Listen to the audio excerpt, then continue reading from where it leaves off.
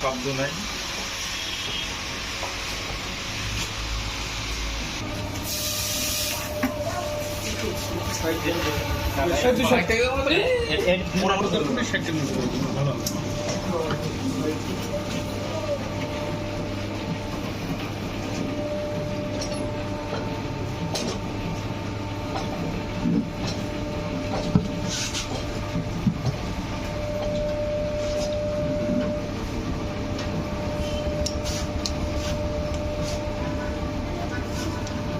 আসসালামু আলাইকুম। ওয়ালাইকুম আসসালাম।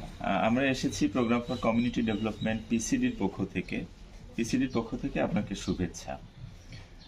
আপনি আফজাল অয়েল মিলের প্রতিষ্ঠাতা। প্রথমে আপনার নাম এবং ঠিকানা জানতে চাই। আমার নাম আবুল কালাম আজাদ, গ্রাম গুনাইগাছা, থানা চাটমোড়, জেলা পাবনা।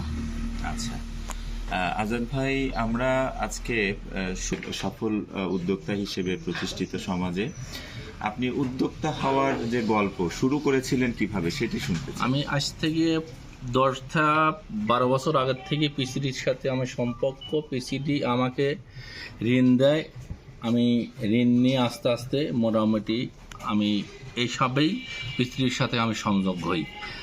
5 লাখ থেকে এ পর্যন্ত আমার 7 লাখ টাকা ঋণ দেয়। এই ঋণ নিয়ে আমি অনেক পিসিডির থেকে বিবর্ধ মাধ্যমেই বিএসটি করেছে আমাকে ওভার করেছে, আমি পিসিডির মাধ্যমেই আমি চালু করেছেন। আচ্ছা, থেকে উৎপাদন হচ্ছে বা বিক্রি হচ্ছে? আমি মাসে আমার 4 টন শস্য লাগে। 4 টন শস্য লাগে। 4 টন শস্য তেল আর কি ডেলিভারি হয়। সেইভাবে ভাঙায় আমি সেল দেই, বাজারজাত করি, এই বেচা কেনা করি। এই ইনশাআল্লাহ আল্লাহ আমাকে বড় ভালো চালাচ্ছে এখন করছেন। হ্যাঁ, আমাকে পিসিডি আমাকে অনেক ধরনের অবদান করছে, ঋণ দিচ্ছে, পিসিডির মাধ্যমে আমাকে মেশিন দিছে। মেশিন দেওয়ার কারণে আমি অনেক ডেভেলপার। ভবিষ্যতে আপনার এই আফজাল অয়েল মিল নিয়ে পরিকল্পনা কি? আপনি কতদূর যেতে চান? আমার পরিকল্পনা আছে আফজাল অয়েল মিল নিয়ে এই ডেভেলপার অনেক আরো আধুনিক ধরনের মেশিন আসবে, মেশিন হবে। সেই মেশিন নিয়ে আমি অনেক দূরত্ব আগিনের চিন্তা ভাবনায় আছি। আমার কর্মচারী আছে 4টে। আচ্ছা, 4টে কর্মচারী আছে। 4টে আমার অলস টাইম কর্মচারী কাজ চলে। হ্যাঁ, আমি তখন আমার অল্প চালান ছিল, এখন আস্তে আস্তে হতে 50 লক্ষ টাকার ব্যবসা করি এখন বর্তমানে এখানে। গোড়াচারি দিয়ে মোটামুটি আল্লাহ খুব ভালো চালাচ্ছে।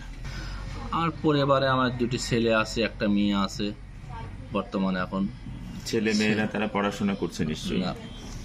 ছোট ছেলে লেখাপড়া করতেছে, আর বড় ছেলে সিনেমানে চাকরি করে। মেয়েটাকে ইনশাল্লাহ বিয়ে দিয়ে দিছি। আচ্ছা, এখন মনে করেন যে বর্তমান 2 জন আছি। ছেলেটাও মনে করেন যে আমার কাছেই আছে, ছোট ছেলে লেখাপড়া করে আমার কাছেও থাকে। পিসিডি সম্পর্কে পিসিডি আমাকে যা বলছে করেছে তা অনেক ধন্যবাদ। এর উপরে আর কি বলবো, আমি পিসিডির জন্য আজ অনেক ডেভেলপার হয়েছে, আগিয়েছি। ইনশাল্লাহ আরও পিসিডির সাহায্যে আমি আরও অনেক এগিয়ে যাবো, এটুকু আমি আল্লাহর কাছে আশা ভরসা করি।